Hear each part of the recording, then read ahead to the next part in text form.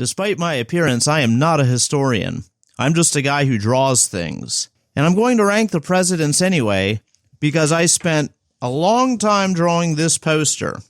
And I'm going to rank them in the way that I know best how, by how difficult they are to draw.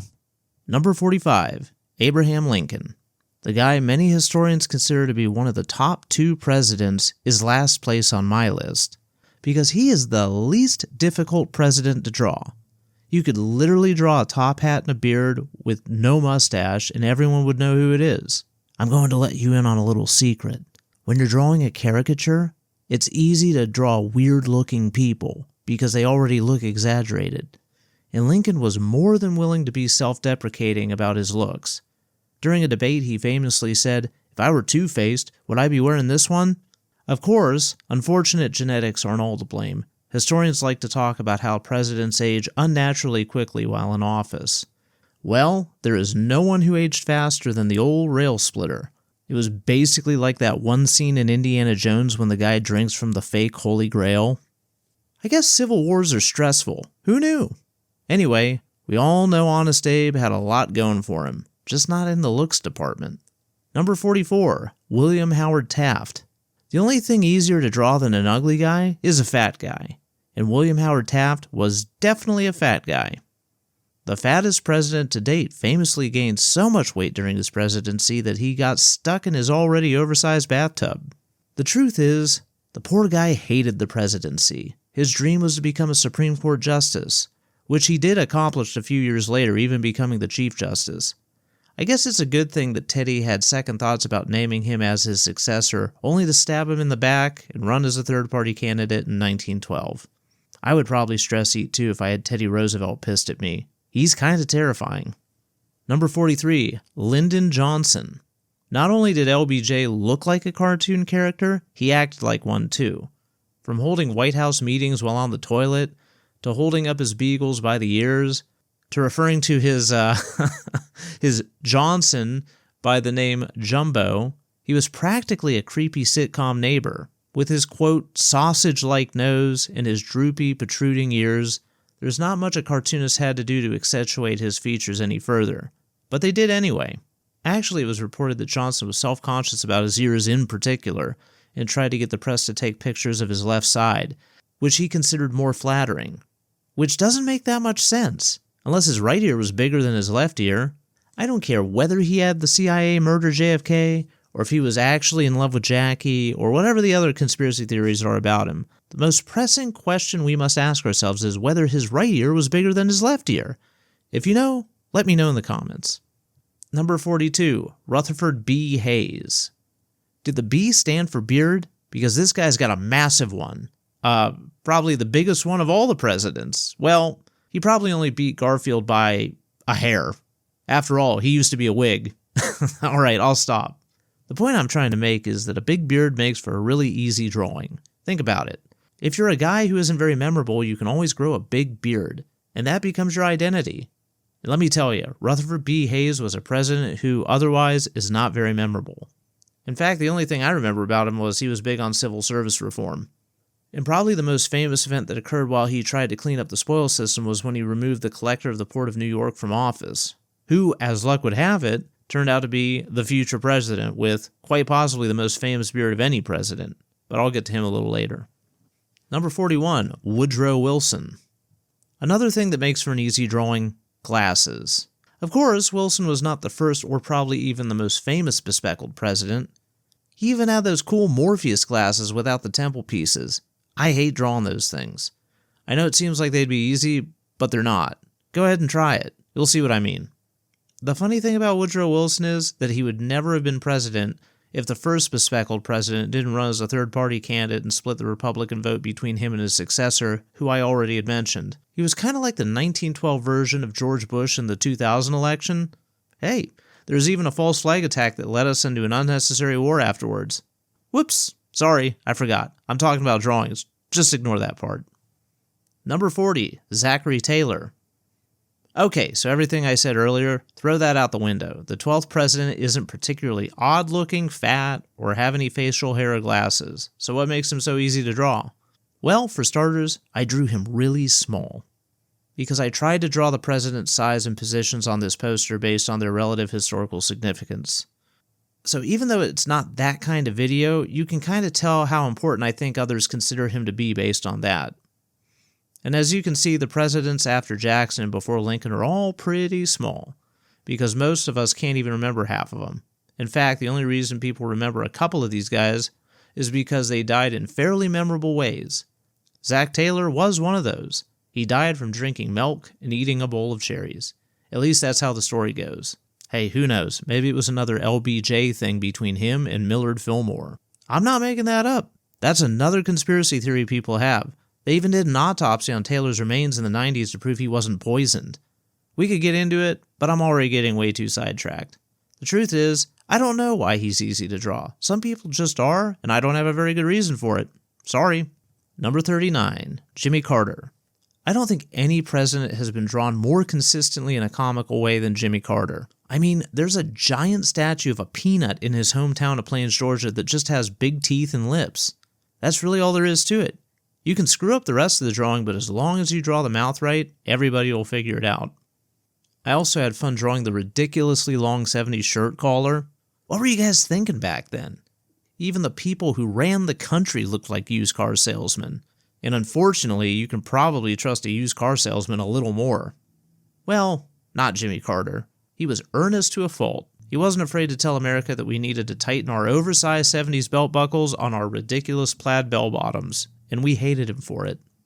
Number 38, Andrew Jackson. So we covered most of the important features that make a person easy to draw, except for one, hair. And Andrew Jackson had one of the most memorable coiffes of any president. Okay, maybe there's one more memorable than him.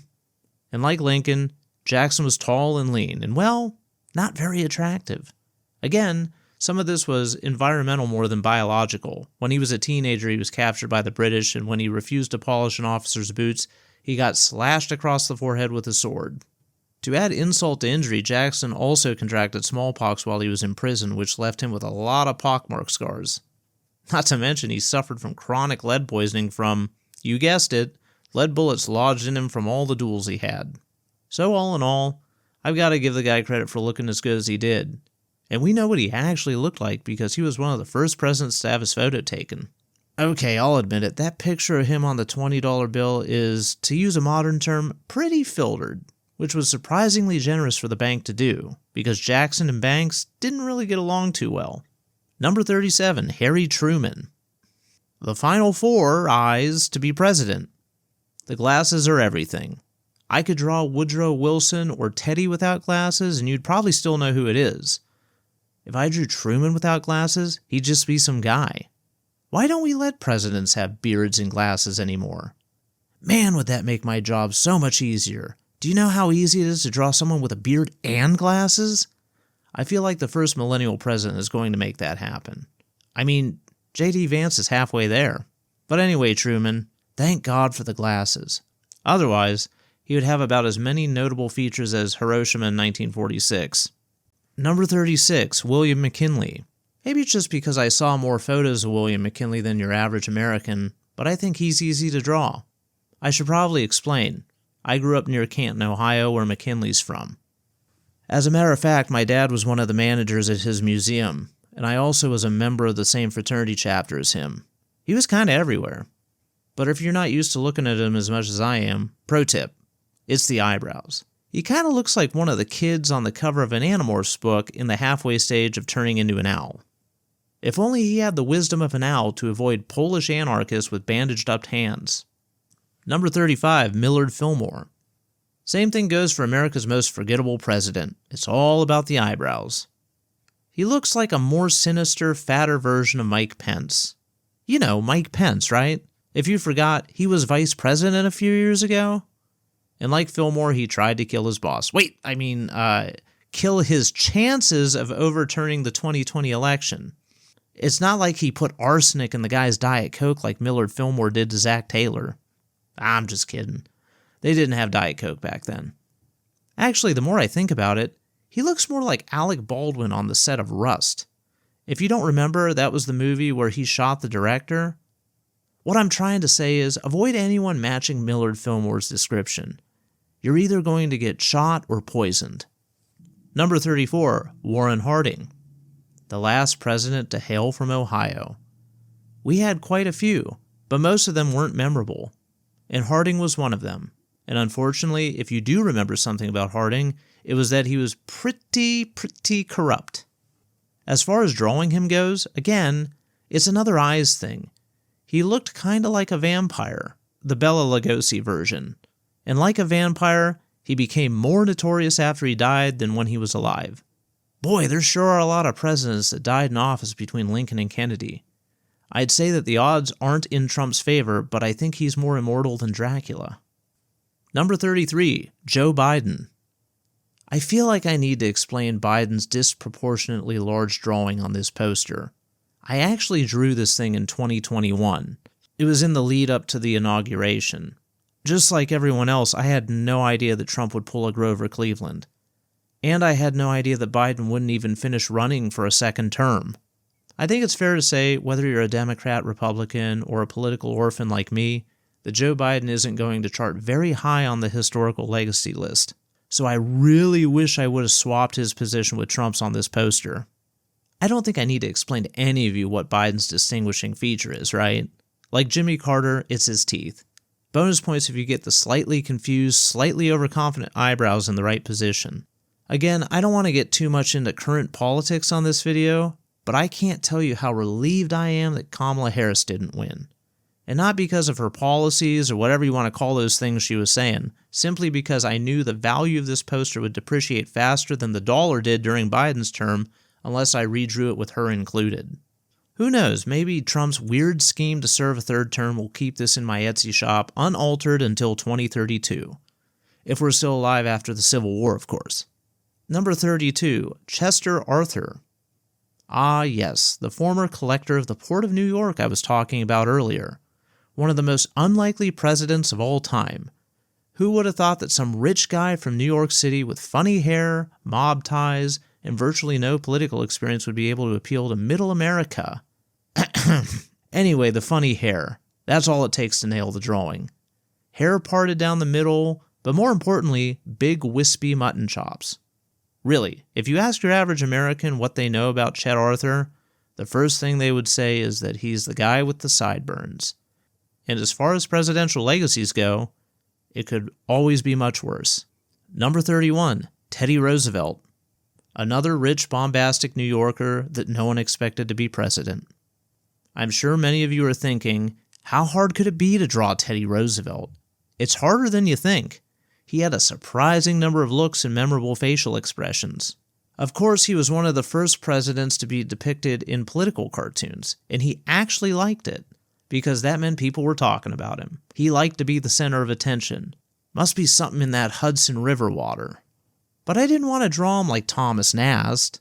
It's been done, and quite frankly done better than I can do it, so I went with the more serious expression, and quite frankly I kind of regret it, because I think when most people think about old TR, they think of him with a huge Joe Biden-esque smile. Then again, I don't know if I would have had enough room to fit all those teeth in one poster. But without the open smile, there's still other things that make him recognizable. The glasses, but sometimes those changed. There was a phase when he was doing the Woodrow Wilson Morpheus thing, and other times where he wasn't. Also, he mixed it up with his hair in subtle ways. Sometimes it was like Chet Arthur, parted down the middle. Sometimes it was longer and more parted to the side. Sometimes his mustache was more manicured, sometimes not. Needless to say, this guy liked to mix things up. He couldn't even commit to a political party, let alone an appearance. Number 30, Donald Trump. It's the moment we've all been waiting for. I've teased this one for long enough. As I was commenting on all the reasons that Teddy is hard to draw, it also made me think about our current commander-in-chief. Sure, on the surface, Donald Trump always looks like Donald Trump, right? But as he's gotten older, he has changed his look in subtle ways, which you all need to be aware of if you're not doing the most basic cartoon of him. I've said this in other videos before, there is no public figure, let alone president, that has more iconic hair. If you can't draw the hair, it just won't be Trump. And the problem with drawing it is, it keeps changing. We all know he colors it, but he's clever about how he does it because it almost looks like his hair is turning naturally whiter over time. It's also getting shorter and thinner and less cartoonish looking. meaning there seems to be less orchestration going on with the folding and the parting. Nowadays, he just seems to part it mostly to the side and the back rather than to the front. But even if you manage to get through that gauntlet, you still have to decide on the facial expression, and there are endless number of possibilities. I'm sure you've all seen the famous meme from one of his 2016 primary debates. For the poster, I went with his angry shouting face, and like Teddy, I'm not sure if it was the right one to do. Anyway, I could literally make an entire video on all the ways you can draw Donald Trump and show you all the ways cartoonists have. I would argue no public figure has been drawn more than him, and it's a personal source of frustration. Let me explain. For those of you who have been following my channel, you may remember earlier this year I was posting a lot of political cartoons before starting my guitarist series. I stopped doing it for a lot of reasons, but the main reason was that I would inevitably want to do a cartoon about Trump. And there's so many other news stories I could cover, but he's the trap that all political cartoonists fall into. It shouldn't surprise you to learn that I wanted to be a political cartoonist when I grew up. Of course, I was born about 50 years too late, since most of the few dozen still working for print publications are near retirement and will not be replaced. The reason I bring this up is because it's kind of annoying to me as a fan of the art form to see nothing but Donald Trump cartoons day in and day out. And most of them just flat out suck, but they do it because he's all they have left. He's the last breath of oxygen in the establishment media's lungs before they pass into the forever sleep. In 1,000 years, when the aliens take over what's left of the planet, they may find scraps of 21st century media preserved in a tech oligarch's underground bunker, and they may ask themselves, was this the god they worshipped? Number 29, Grover Cleveland. To be honest, I could put a lot of presidents interchangeably in this kind of hard but kind of easy to draw tier of the list. I just went with Cleveland because he's the only other president besides Trump who served 2 non-consecutive terms, so I was thinking about him anyway. Another fun fact that a lot of people get wrong, the candy bar Baby Ruth is named after his baby, the only baby to be born in the White House, and not the baseball player. There's more I could tell you about him, but again, this isn't a history video per se. Quite frankly, I don't know what kind of video this is. It's not really an art video either. I have no idea if anyone is going to watch this stupid thing, but when I was thinking about videos I wanted to make, this idea made my brother and I chuckle a little bit, so that's good enough for me. In summation, he kinda looks like if Teddy and Taft had a baby. My drawing of him makes him look way more walrus-like than he actually is. But is anyone really going to care enough to call me out on it? That seems about as doubtful as another baby being born in the White House. Number 28, Franklin Pierce. Sorry, Jack, a lot of historians consider this guy to be the most handsome president of all time. You remember how I said that Lincoln had a lot going for him aside from looks? Well, this guy was kind of the opposite. The only thing that him and Abe have in common was they had terrible luck with children. As in, they both had multiple sons die in childhood. It just goes to show how different people cope, you know? Even though Lincoln was a pretty depressed guy overall, he still managed to go down in history as one of the greats. Whereas Pierce, if anyone even talks about Pierce, talk about how much of a drunken failure he was. As far as drawing him goes, you just have to get the tuft of hair that comes down the side of his forehead right. Also, he's almost never pictured straight on, but always from the side. Maybe he had the same thing going on as LBJ. If you skip that part of the video, go back and watch it. Number 27, James Garfield. There's nothing remarkable about how Garfield looks, but nonetheless, he's a pretty remarkable guy. For starters, he could write in Latin in one hand and write in Greek in the other. He must have picked that little parlor trick up during his time as a classics professor at Hiram, and probably not as a canal boat driver on the Ohio-Erie Canal. Sorry for all the very specific geographical trivia. It's kind of fun for me because I'm from the area. And even more specifically, I drive past his cemetery to get art supplies at the Blick store, and my regular bike route is along the canal's towpath trail. So this one goes deep, but not nearly as deep as that bullet did. Yep, another Ohio president assassinated. Maybe J.D. Vance should reconsider his run in 2028. Crazy guys with guns don't seem to like us Buckeyes too much. Anyway, Garfield almost looks exactly the same as Rutherford B. Hayes. I get them confused all the time. The only real difference is Garfield is a little squintier and has slightly shorter hair. Seriously, they could be brothers. Are we sure they aren't? I'll throw that one in the conspiracy pile for later. Number 26, Dwight Eisenhower. Much like Garfield, Eisenhower's remarkability is not about having an iconic look. If you didn't know he was the Supreme Allied Commander of World War II, you just think he was another grandpa hitting the links. Really, the only thing that stands out when drawing him is how little hair he has. He practically has none, including eyebrows. I know they like to keep things neat and trim in the military, but this is ridiculous. In all seriousness, the lack of any distinguishing characteristics make him really hard to draw. I don't think I did a very good job with him as a result. But since he's a massively important figure, not only because he was president during one of the most prosperous times in our history, but because he was a key figure in ending one of the most disastrous times in human history. Getting back to art, like George W. Bush, Eisenhower also became an artist later in life. Take a good look at their self-portraits. There might be a link between artistic talent and being a good president. You can come to your own conclusion about what I mean. Number 25, George W. Bush. Since I brought him up anyway, I found him to be kind of medium difficulty to draw, but as far as modern presidents go, much easier than most.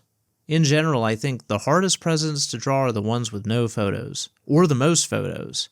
It's a real feast or famine situation. It's hard to go off of only paintings to get a real sense of what someone looks like, because most of the paintings from the 18th century and before are very, flattering. Especially when you look at digital renderings of what the same people actually looked like. At the same time, modern presidents have so many photos. And if they're a two-term president, they can look strikingly different over the course of 8 years. Fortunately for me, and for George W. Bush, all that happened to him was he got a little more gray hair. I'm glad he didn't let the worst terrorist attack in American history, 2 catastrophic wars, the total erosion of our constitutional rights, and the biggest economic collapse since the Great Depression stress him out too much. But in all seriousness, all you need to do to draw George W. Bush is to draw Barbara Bush with a man's haircut, which is one step removed from drawing Aleister Crowley with hair. Nah, I guess it doesn't work as well as I hoped. Number 24, Benjamin Harrison. Maybe aside from Millard Fillmore, one of the most forgettable presidents, but unlike Millard Fillmore, he doesn't deserve to be. The most memorable fact about him was that he was the grandson of William Henry Harrison. We haven't gotten to him yet, but he was one of those presidents I was alluding to in the Zachary Taylor section, one of those forgettable presidents between Jackson and Lincoln who died in a weird way. He was the one who died a month after his notoriously long inauguration speech, because he got pneumonia from giving said speech without a coat to prove how tough he was. How'd that work out for you, Billy boy? Anyway, his grandson, this guy, actually served out a full term in between Grover Cleveland's non-consecutive ones. And in that one term, he got some major deals done, including adding more states to the Union in 4 years than any other president. I'm talking North Dakota, South Dakota, Montana, Washington, Idaho, and Wyoming. If any other Republican president added that many red states to the country, people would be calling foul nowadays. But back then, it was just called Manifest Destiny. Anyway, he had white hair and a white beard, and was one of the shortest presidents in history. So just picture Papa Smurf in the Oval Office signing the Sherman Antitrust Act into law, and you've got a pretty good idea of what a Harrison presidency looked like. Number 23, Calvin Coolidge. Yeah, I didn't do a very good job with this one either. Silent Cal was known for being icy, and I think that influenced how I drew him. He didn't actually look that frigid from the photographs, though he was the most quintessentially New Englandy, waspy-looking president of any president. Despite kind of being a two-termer, and by kind of I mean he was Warren Harding's VP, who got promoted after he died, and then he won his own second term, there's not a whole lot to talk about. Like Ike, he's kind of a boring-looking guy who presided over a period of great economic prosperity, aka the Roaring Twenties. But unlike Ike, the country took a major nosedive immediately after he left office, aka the Great Depression. Of course, the same people who credit FDR's pro-government policies with getting us out of the Depression era are the same people who criticize Coolidge's laissez-faire ones for causing it in the first place. Not that it really matters what my opinion is on this kind of thing, but I don't think any president is as all-powerful as people make him out to be, and are more often than not just victims of circumstance. To his credit, Cal knew when to hold 'em and when to fold 'em. Number 22, Andrew Johnson. The president who usually ranks dead last on most historical legacy lists is mid-tier on mine for difficulty to draw. So let's start with the history part of the equation. Why is this guy so villainized? Well, for starters, he had to follow one of the most, if not the most, revered presidents in American history. Second, he only became president because that revered president was assassinated. Third, the only reason he was the Veep in the first place was to balance out the ticket to appeal to Southerners who wanted to stay in the Union. And considering the war was effectively won before Lincoln's assassination, the Union wasn't too thrilled to get saddled with what was effectively a rebel sympathizer whose political utility was now null and void. This is probably a hot take, but would anyone have done a good job in 1865? Lincoln might be viewed with rose-colored glasses in much the same way figures like Jimi Hendrix or Kurt Cobain are in music. He died on top, and we never had to suffer through his inevitable string of lackluster albums, so we view him as a saint. But a president's second term is always worse. Even Washington had his problems, which is probably why he established the two-term precedent. Getting to the drawing part of this, Andrew Johnson just doesn't have a very memorable look. I know I say that a lot when I'm looking for an excuse as to why these guys are difficult to draw, but it is what it is. The closest to a distinctive feature that I can come up with are his eyes, and especially his eyebrows. He has a scowl. It probably doesn't help his historical case that he kind of looks like a movie villain. But then again, if I were the guy left holding the bag during Reconstruction, I'd look kind of pissed too. Number 21, Martin Van Buren, also known as the president who looks the most like Ebenezer Scrooge. Which kind of makes sense because The Christmas Carol came out right around the same time as his presidency. It's kind of ironic because Van Buren was accused of being a wannabe aristocrat while in office, which was further accentuated by the Panic of 1837. His one and only term was quite a Dickensian story itself. Oh yeah, he was also the first president to have interesting facial hair. Again, like Scrooge, he had fuzzy white mutton chops. Wait a gosh darn second, he was the first New Yorker to become president. And the only other president with mutton chops was the former collector of the Port of New York, Chet Arthur. What is it with you New Yorkers? Number 20, John Quincy Adams. Ah crap, I forgot about JQA. He was the first president to have chops. But he wasn't a New Yorker, he was a Boston guy. And unlike Van Buren and Chet Arthur, who were just political machine hustlers, John Quincy was about as close to an aristocrat as we had on this side of the pond. I mean, after all, he was part of the first major political dynasty in the country. I probably don't have to explain that his dad was John Adams, the second president, right? Anyway, JQA also looked like Scrooge. And the only real way to distinguish between Adams and Van Buren is that John had a more polished, well-kempt look, while Martin was a little more of a wild man. Also, Andrew Jackson hated one of them and loved the other. But that's a whole nother story. Number 19, Herbert Hoover. Other than Andrew Johnson, this guy probably had the second worst timing of any president in history. If you don't remember, old Herb was the president at the start of the Great Depression. Think Obama in 2009, except way worse. I'm talking 25% unemployment. I'm talking massive protests by World War I vets who are camped out all over Washington, D.C., trying to collect their bonuses for fighting in the war. I'm talking Hoover ordering the military to remove the vets from the encampments. The worst PR ever. So yeah, he was a one-term president for sure. Because when you're the pull yourself up by your bootstraps guy during the Great Depression, everyone hates you. Especially compared to Mr. New Deal, the government will take care of everything guy. It's funny because no one in the modern era was more like an aristocrat than FDR. Even though Hoover wasn't, he looked and acted like a total stuffed shirt. Just to give you an idea, he kinda looked like if Andy Richter was playing a stereotypical corporate CEO in a sitcom. Like I said, the worst PR ever. Number 18, James Polk. James K. Polk was another one-termer, and another one of those seemingly forgettable presidencies in the Jacksonian era. But looks can be deceiving. For starters, if you looked at Polk straight on, you wouldn't realize that he was our only business on top, party in the back president. That's right, this dude had a rockin' mullet. So the only way to draw him to make him look recognizable is from the side. Otherwise, it's really hard to draw him with any sort of distinguishing features. Otherwise, I'd have to draw him holding a map showing all the territory he brought into the country. Yep, just like Benjamin Harrison, this one-termer who also pledged to only seek one term, added more square miles to the continental U.S. than any other president, which includes modern-day Texas, New Mexico, Arizona, Utah, Nevada, California, Oregon, Washington, Idaho, and the western part of the states left out of Jefferson's Louisiana Purchase, such as Montana, Wyoming, and Colorado. It's no surprise that this guy died of exhaustion 3 months after he was out of office. I'm exhausted just naming all those states. Number 17, George Herbert Walker Bush. We all knew that George H.W. was more than the mild-mannered guy he appeared to be, but the recent accusations from the Epstein files involving a yacht, a scimitar, and a baby really make you re-examine much of the reality we seem to be living in. And to think, all this time, I thought the craziest conspiracy theories involving the first Bush had to do with Geronimo's skull or his meeting with John Hinckley. If you don't know what I'm talking about, you can look it up. Because as much as I like to slip these little Easter eggs in here, this is about drawing. And I know that I said George II looks more like Babs than George I, but there's still a resemblance. The key to drawing the elder differently than the son is his mouth. He has a very memorable smile, something between a grimace, a laugh, and the face you make when you fart in public. Who knows, maybe all three are happening simultaneously in this picture. Anyway, this old spook managed to get away with a lot, but the one thing he could never get away with is getting reelected after raising taxes.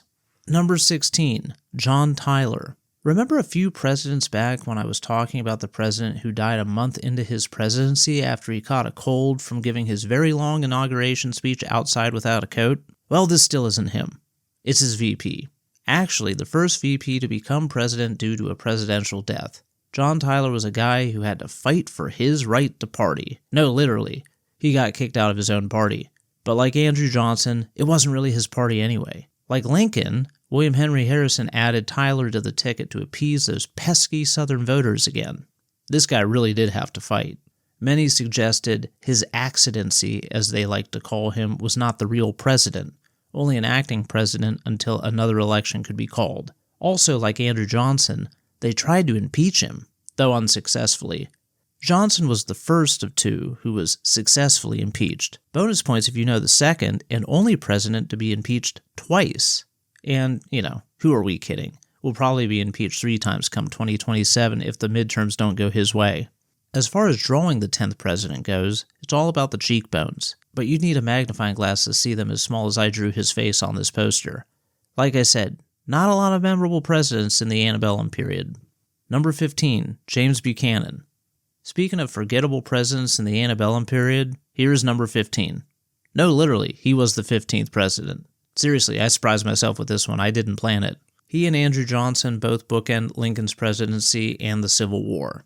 So needless to say, this guy is tied for dead last in most presidential rankings. That's really his only claim to fame other than being the only bachelor president, and possibly the only closeted president, which of course I don't believe at all, and neither should you. There are probably way more closeted presidents.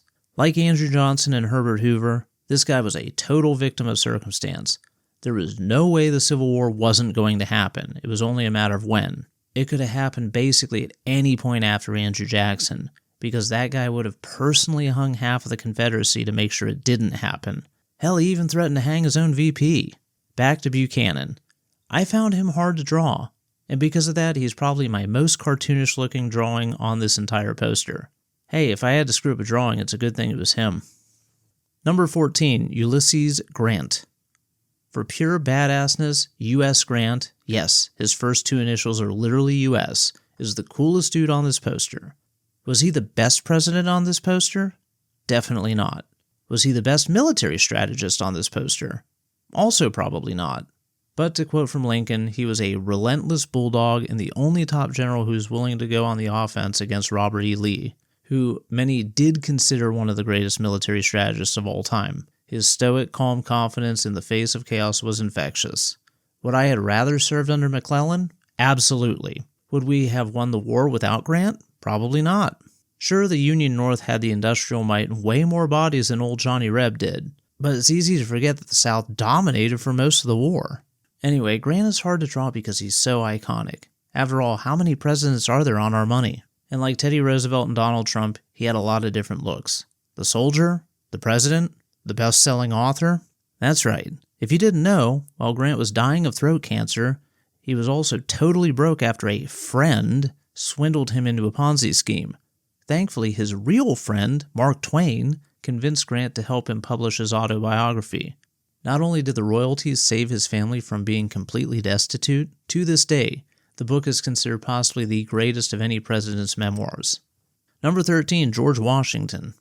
He's the man. We all love him, or at least we think we all love him. But probably what we love is the idea of him, which is that he's the embodiment of America itself. When Ken Burns' Revolutionary War doc came out last year, I admit I still haven't watched it yet. He was doing the podcast circuit. And there was one quote that stuck out to me in particular. It was about George Washington. The gist of it was that no one really knew what he was actually thinking. He would only let people see what he wanted, but his mere aura, yeah, I said aura, was enough to make men want to follow him unconditionally. I mentioned a few presidents back that the reason early presidents are so hard to draw is because we don't even really know what they look like. All we have are paintings and sculptures, written descriptions, but no photographs. Yet we see him every day. He's on the quarter, he's on the dollar bill, but is that really him? Forget even trying to understand his real appearance. There are so many paintings, and all the paintings are wildly different. And the frustrating thing is, he is the one that you have to get right. Do I think I got him right? No, not really. But how would any of us know? Do I think most people know immediately that this is a drawing of George Washington? Absolutely. I could probably tell you 100 different stories about our first president, but what's the point? After all, his inaugural address was the shortest of any other president, so I'll leave it there. Number 12, William Henry Harrison. I've talked more about number 9 far more than he deserves, but since I brought up Washington's inaugural address, here's the guy who died from his. I don't think I need to repeat my story again. I did a terrible job drawing this guy.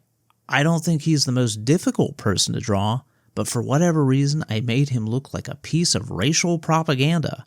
Which race? I honestly couldn't tell you, but it's not a flattering one. Truly, it's kind of funny how badly I screwed up drawing a cartoon of him, because actually, he is featured in one of my favorite political cartoons ever. Here it is. They don't make them like they used to. Number 11, James Madison. For some reason, I made the writer of the Constitution look like an alien.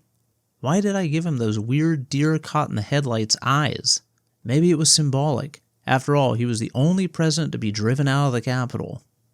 If you don't know what I'm talking about, because the American school system likes to gloss over this part, he was president during the War of 1812. It was a real L for us, especially in the beginning. The British came back for Revolution II Electric Boogaloo and burned down the White House and the Capitol building. It wasn't until the Battle of New Orleans, courtesy of future President General Andrew Jackson, that we finally got a W on the scoreboard, which was enough to call it a draw and go back to the status quo. Anyway, like Washington, there are a few dozen paintings of this guy, and they all make him look slightly different. What am I supposed to do? Truthfully, I don't think people would know this is a drawing of James Madison if it weren't for the other context clues. But if I had to defend myself, I'd say that would be the case if you showed any picture of James Madison to 90% of Americans. Number 10, Ronald Reagan. In some ways, my drawing of Reagan may be the best one on this entire poster. In other ways, it was a real slog. I probably overworked it. Then again, before the Geriatric Olympics, better known as the 2020 and 2024 presidential elections, Reagan was our oldest president, so he had a few more wrinkles than most, even with his movie star good looks. Wrinkles are one thing, but I feel like I made him look reptilian. But maybe there's some flight traffic controllers watching this saying to themselves, "Good, serves him right, he's a cold-blooded lizard person." And well, fair enough. Sorry, I tried to come up with an Iran-Contra joke here, but no matter how many times Iran-Contra is explained to me, I still don't get what it's about. For all I know, Marco Rubio is doing some version of it right now. Number 9, Gerald Ford. This was a Teddy Roosevelt situation all over again, in more ways than one. But for the drawing specifically, why didn't I draw him smiling? It just doesn't look like either of them if they aren't smiling. He seems like a pretty good guy. Homer Simpson seemed to like him. But is anyone not going to buy this print because Gerald Ford looks like a cross between George Costanza and a gorilla? I kinda doubt it. After all, the most interesting thing about Ford's presidency is how he got there. He was the first VP elected by the Senate to fill a VP vacancy because Nixon's original guy, Spiro Agnew, was the actual crook of the administration. Well, one of them. And I'm not talking about Nixon. But of course, Nixon resigned anyway because he didn't want to get impeached. So in the most unlikely way possible, Ford became president without ever getting elected to anything except the House. It's like a scheme Frank Underwood would have developed. But Ford wasn't that guy. If you don't consider the presidents who died in office, the Ford administration was the shortest of any other president's term. So I've already talked too much about him. Number 8, Franklin Roosevelt. Moving on to the longest-serving president, FDR. who, for that reason, I find incredibly difficult to pin down in a drawing. We all know a president can change a lot in 2 terms. Well, how about 4? Well, it was more like 3+ because he died in office, which brings me to my other point. He was sick and got increasingly sicker as time went on, and he looked like it too. I'm not knocking the poor guy. The Great Depression and World War II, while hiding his wheelchair-bound body caused by polio from the public, it's amazing he looked as good as he did. And quite frankly, it's amazing his kids looked as good as they did, considering Eleanor was his cousin. Okay, fine, it was his 5th cousin, but still, it's a big country, brother, and my assessment of her is kind of like Lincoln's, if you catch my drift. Number 7, Richard Nixon. Despite being the only president to resign in office, I consider Tricky Dick to be the ultimate political survivor. I know it's hard for most of us under the age of 70 to remember, but he was in the public eye for a long time, which is why I find him hard to draw. It's crazy to think about it now, but he was Eisenhower's VP in the 50s. Then he ran for president against Kennedy and lost in one of the closest elections of all time, before elections were routinely as close as they are now. It was very much a 2020 sort of election in 1960, if you know what I mean. Regardless, Nixon did not seek a recount despite being urged to do so, even by Eisenhower. Then he went back to his home state of California and lost again, this time in the governor's race. So the idea that he came back in 1968 to run for president again, and basically only got elected because George Wallace played a Ross Perot-type role to split the vote, is a miraculous story, whether you like him or not. Speaking of likability, despite how most people view him in 2026, he was actually incredibly popular. He won the biggest popular vote margin of any president ever in the 1972 election, and he had 67% approval rating at the start of the second term. And the weird thing is, Watergate had already happened before the election, and the public really didn't care. So it's kind of weird that it all blew up after he got elected. There are a lot of theories about why that is. The best one is by Nick Bryant. Do yourself a favor and go down that YouTube rabbit hole. Number 6, Thomas Jefferson. We're getting to the end of this list, and I'm running out of excuses as to why I found these guys the most difficult to draw. Like Washington and Madison, there are a ton of paintings of Jefferson to choose from, and all make him look drastically different from one to the other. Of course, this is reflected in Jefferson's many conflicting personas. How could the man who wrote "All men are created equal" own 600 slaves over his lifetime? Why would the man who was the greatest intellectual proponent of a constitutionally restrained federal government decide to double the size of the nation overnight with the Louisiana Purchase, or cease all exports via the 1807 Embargo Act, or limit the power of the judiciary? Certainly the president with the highest IQ could see that it was a tad hypocritical. Despite this, he's still Thomas Jefferson. And even though his presidency is ranked high by most historians, like Grant, he's not on our money because of his presidency. They were already legends before that. If anything, political office tarnished their exceptional legacy. Number 5, John Adams. You knew John Adams couldn't be far behind Thomas Jefferson, in this countdown, or even in death. If you didn't know, these two perpetual rivals literally died hours apart from one another, on the country's 50th birthday. If it were a movie, they'd cut it out for being too unbelievable. Anyway, John Adams is hard to draw for all the same reasons the other founding fathers are hard to draw. And as you can see, I took some major liberties with accentuating certain features, namely his massive bald head. And just like Jefferson, there were a lot of brains in that big head of his, so why didn't he have enough sense to see how badly passing the Alien and Sedition Act would go for him? In any event, he also gets props for his work as a founding father more than his work as the first VP and the second president. Number 4, James Monroe.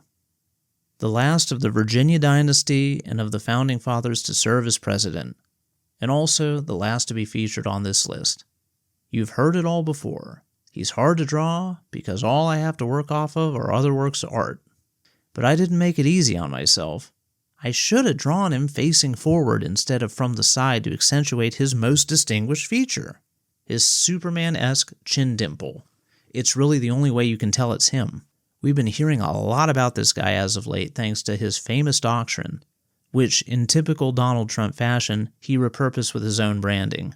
Actually, Donald has many reasons to be thankful for Monroe, Without him, he wouldn't have Mar-a-Lago, because Monroe was the one who brought the Sunshine State into the Union after purchasing it from Spain. I wish I could say that the similarities between the two also extended to a new era of good feelings in 2026, but I also don't want the British to burn down D.C. again in order to make that happen. Number 3, Bill Clinton. I've often wondered what it would have been like had Benjamin Franklin become president. Well, I think it would have been a lot like the Clinton administration, at least in terms of sheer animalistic charisma and sexual scandals. Just to give you an idea where my head is at, Bill Clinton is currently testifying before the House Oversight Committee about his relationship with Jeffrey Epstein as I record this. Clinton has been called the most gifted politician of the baby boom generation. He is kind of the embodiment of the generation in many ways. The hippie-to-yuppie pipeline, so to speak. Is that a real phrase? I'm putting it on a t-shirt if it's not already copyrighted. Think about it. The other boomer presidents never pretended. I mean, can you imagine either Donald Trump or George W. Bush being in a political protest? They were rich kids doing rich kid things from the start. You can literally see the transformation of an entire generation just by looking at photos of him and Hillary. And Bill had a lot of different looks, which is why I consider him one of the hardest presidents to draw. Of the two most famous looks, you have the chubby jogging President Clinton to the svelte South Beach diet Bubba. Usually they say you can tell if a married man is cheating by whether or not he's getting into better shape or not. Of course, Bill was doing it fat, skinny, and everything in between. But after reading the Epstein files, it does make you think differently about what his South Beach diet really was. Number 2, Barack Obama. I don't think I did any president more of a disservice than Barack Obama. As the first and only black president on this poster, I felt the need to reflect that in my stippling by making him darker than everyone else. And what a terrible mistake that was. I made the poor guy look like a cross between Rocket Raccoon and Emperor Palpatine. Anyway, Obama really put a wrench in everyone's political calculations. He really came out of left field. I strongly recommend reading the book Game Change to understand what I'm talking about. In a way, he kind of screwed Hillary twice. The first, of course, being taking away what she believed was rightfully hers in 2008, the Democratic Party's nomination, and then again at the 2011 White House Correspondents' Dinner. Of course, that was the moment many pundits point to as the moment Donald Trump decided to run for office in 2016, which not only destroyed the other anointed one's coronation, Jeb Bush, but also in the sense that he was the only candidate who Hillary didn't take seriously enough to run a real campaign against, which ultimately doomed her in the Rust Belt. As we get to the end of this video, I'm going to level with you all. Maybe some of you out there have been trying to figure out my political bias throughout this video. Well, I hate to break it to you, but I am a legit nonpartisan, and I have the voting record to prove it. I voted for Democrats, Republicans, Libertarians, and even sat some elections out. Of that list of potential voting options, Obama fits into 2 of those categories. See if you can guess which 2 I mean. Number 1, John F. Kennedy. When I was first thinking about this list, I knew Lincoln would be the easiest, and I knew Jack would be the hardest. All the other ones could really go wherever in order to get to this moment. I might get a lot of hate for this comment, but here it goes. John Fitzgerald Kennedy is one of the ugliest, prettiest men I have ever seen in my life. He looks like a cross between a Ken doll and a goat. He is seriously the only one of these guys I had to draw twice. He is just impossible to draw correctly. Seriously, go Google search JFK drawings. The internet is full of examples proving my point. Despite all that, no president's legacy is looking better with age than Kennedy's in 2026. He tried to warn us. I know I've been having some fun sprinkling in little quips about conspiracy theories, but did you know that the term conspiracy theory was concocted to discredit critics of the Warren Commission's findings on the JFK assassination? I hope if you take away anything from watching this ridiculously long video that was originally meant as a goof, it's this. Things aren't always what they appear. And that includes drawing people you thought would be easy, but it turns out are not.